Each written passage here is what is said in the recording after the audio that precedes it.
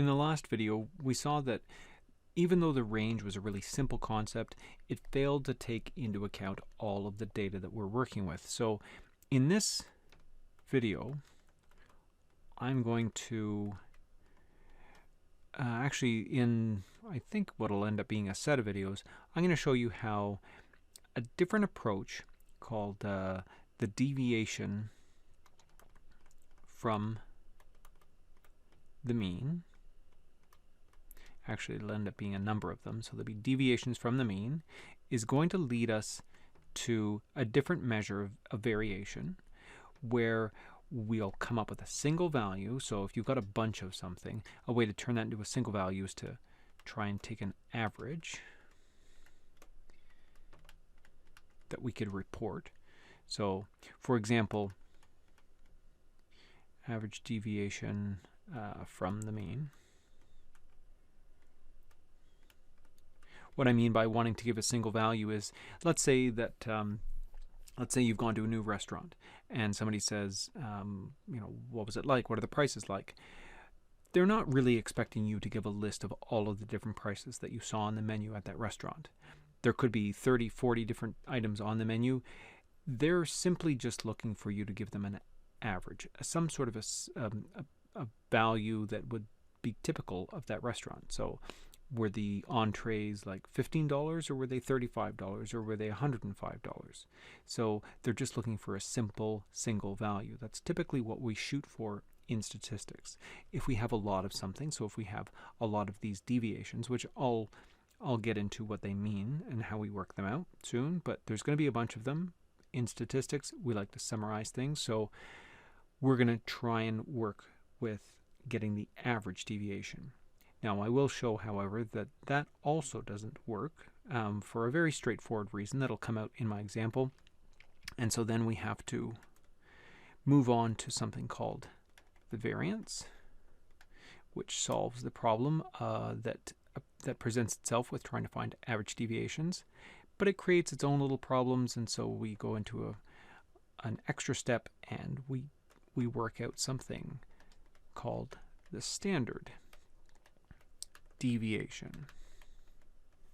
And that's where we're going to end things off. And the standard deviation will be what we end up using as a standard measure of variation throughout the course. However, variance will still show up from time to time, and there'll be a little bit of talk of deviations from the mean here and there. But standard deviation is where we're heading towards on this little roadmap that I've got here. But it has to start all the way back here. I need to explain what deviations from the mean are. Okay, so let's get started with that.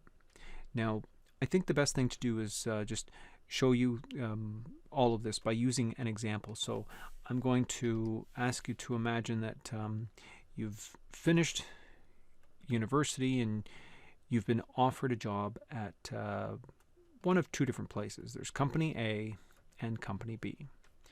And so you know what the average starting salaries are at both places. You've been told that the average for company A is $50,000, and you've been told that the average at company B is also $50,000. Or actually, maybe this isn't the starting salary. This is what you could expect to be making in a few years. So you're not going to know where you're going to end up other than just to take this value, or rather, this is just an average. You don't know if you're going to make that for sure. An average just means an average of all of the people that are working there. You could be making less, you could be making more. So you decide to do a little bit of investigation on your own. So you talk to several people that work for company A, and the first person says that after the first few years they were making $30,000. The next person says 40, and then the next person says 50. We've got 60 and 70. So you've spoken to 5 people. These are the salaries that they were getting after the first few years. And true to company A's word, if you average these out, if you add them all up and divide by 5, you'll get an average of 50. So your little sample matches up with what with what the company has claimed. Over at company B, the same thing happens. But at company B, it's a little bit of a different story. The first person says that they were making $48,000, the next person 49, then 50, then 51, then 52. Now again, these numbers are different, but if you add them all up and you divide by 5, it'll show that your sample confirms what Company B is claiming, that people after the first few years were making $50,000. But you can see that there's less variation here. These values are much closer to each other than these ones are. Now something like the range would have shown us that. If we work out the range, remember the range is just the highest number minus the lowest number. So we've got our maximum here and our minimum here. So 70 minus 30, that gives us 40. So $40,000 is the range here. There's a range of $40,000 between the lowest paid person and the highest paid person.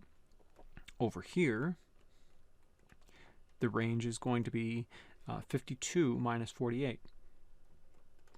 That's 4,000. So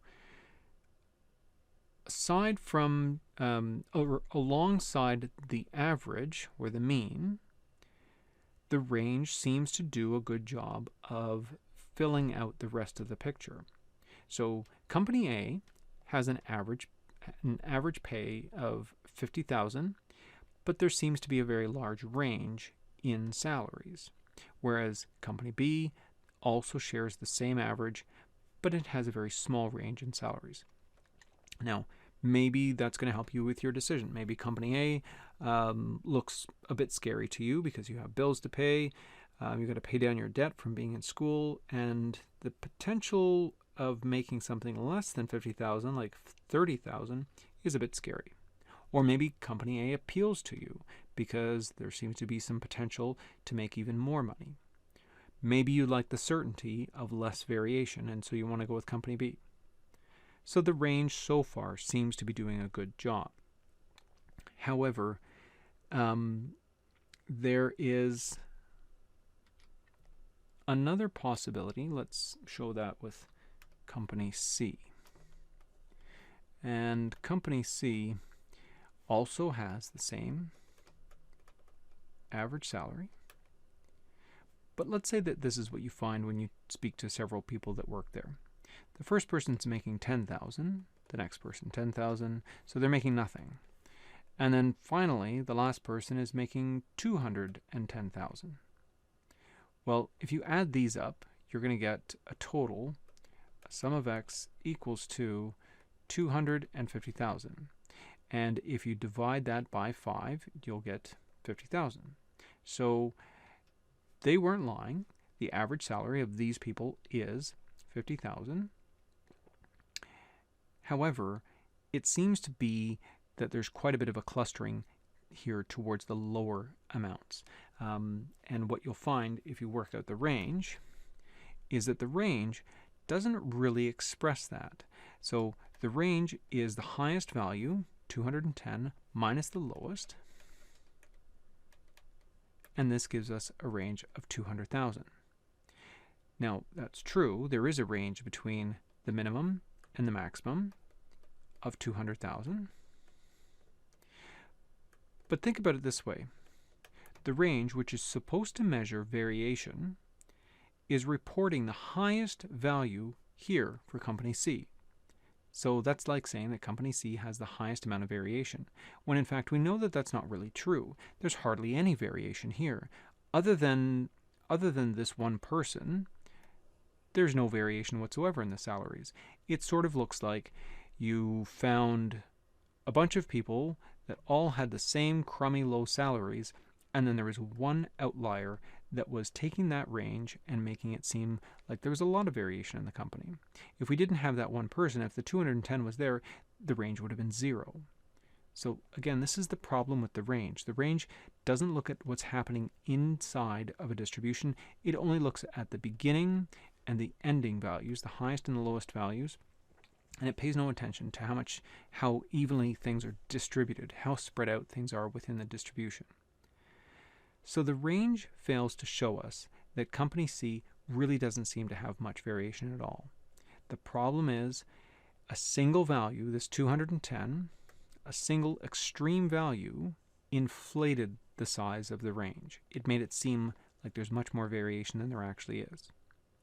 Also, as I mentioned when I did my video on the range, we don't like to use the range to begin with because the range doesn't really pay any attention to any of the values that are within the distribution itself. So the range is a poor choice. What we're going to do instead, let me clean this up a little bit, and I'll show you something called a deviation, where we do actually take into account every single one of our values when we are looking at when we're coming up with a way to measure variation. I'll just go back to comparing company A and B again to make a bit of space. So give me a second to clean this up.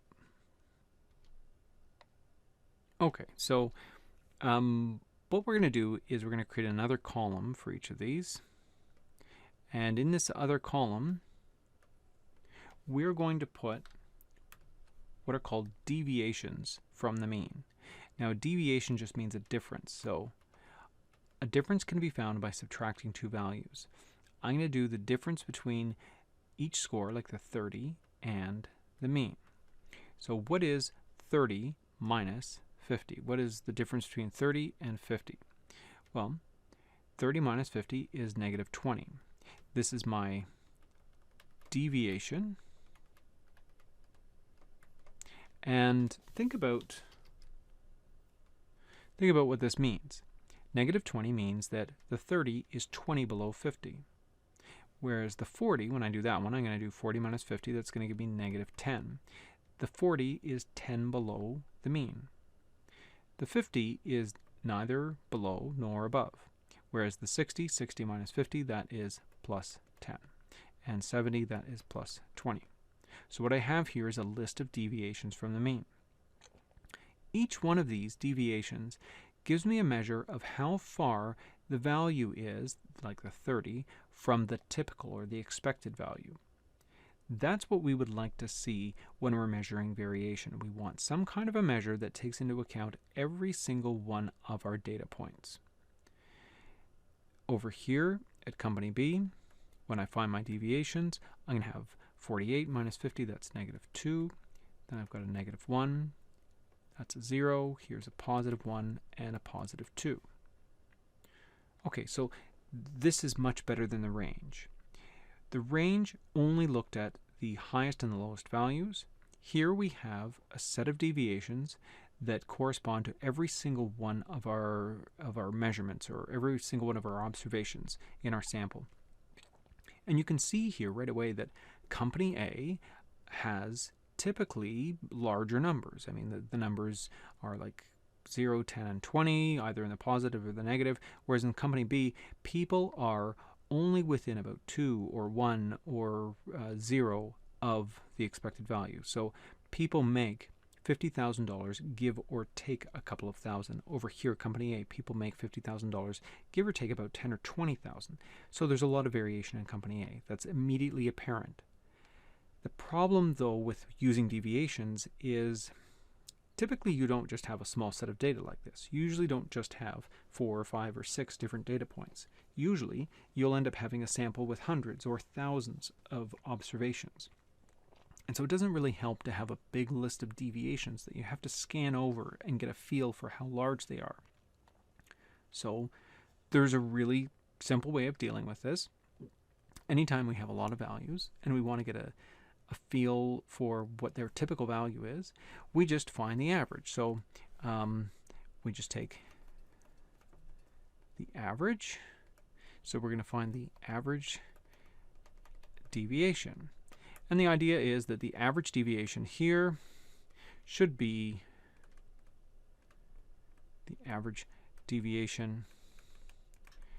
small. And here, or actually, sorry, that one should be large. Whereas here, the average of these deviations should be small, which would indicate that this is small. That means less variation, large, more variation. But if you want to take an average, how does that work? Well, you have to take the total Averages are just total over the number of things that went into the total. So what would that be here? Well, let's say for company A, or even for company B, your total is going to be the sum of your deviations over the number of deviations. We have one deviation for every score in the sample, so it's just going to be the sample size. So if I had a sample size of 5, there will be 5 deviations. If I had a sample size of 20, there would have been 20 deviations. Now, when I try to do this, here's where we run into the problem with deviations. If you sum up your deviations, if you sum up here all of these numbers, so negative 20 plus negative 10 plus 0 plus positive 10 plus positive 20, well, that comes out to be 0. The sum of your deviations for company A is 0. The sum of your deviations for company B, that also, if you add them up, you'll see that that comes out to be 0 as well. So we're going to get 0 over 5, whether it's for company A or for company B. 0 divided by 5 is 0. So my average deviation is not really large here, and it's not really small here. The average deviation is 0 for both groups. Now that's a problem. We were hoping that our average deviation was going to tell us that we had more variation for company A, and we were hoping that our average deviation was going to point out that company B had smaller deviations. But a number that, or a calculation that always gives you the answer of 0, like it did here, is kind of useless for making comparisons. And it will, in fact, always give you an answer of 0. It doesn't matter what numbers I used here. I mean, I know that these numbers look like they're very nicely set up, that the positives and the negatives are going to cancel each other out. However, that's going to happen no matter what the numbers are. When I used to teach students, I would ask them just to randomly give me a set of several numbers, and so we would work it out on the board. So I'll try and recreate that now. Let's take just a few numbers. I'll just keep the numbers small so it's nice and simple to work with. Probably it won't work out nice and even, so I'll just do 3, 1, 8, and 4. And if I wanted to find out what my average is of these, I would have to add them all up. So I need my sum of x. So 3 plus 1, that's 4, plus 8 plus 4, that gives me 16. And I've got 1, 2, 3, 4. Okay, so I've got 16 over 4. This gives me an average of 4. When I find my deviations from the mean, 3 minus 4, so x minus the mean, which is 4, that's equals to negative 1. 1 minus 4, this is equals to negative 3. 8 minus 4, that's equals to 4. And 4 minus 4 is equals to 0. If you take these deviations, negative 1 and negative 3, that makes negative 4. Add the positive 4. So when I'm adding up my deviations, I'm going to have negative 1 plus negative 3, that makes negative 4, plus 4 makes 0, plus 0 makes 0. It always turns out to be the case that and this is important for you to remember, deviations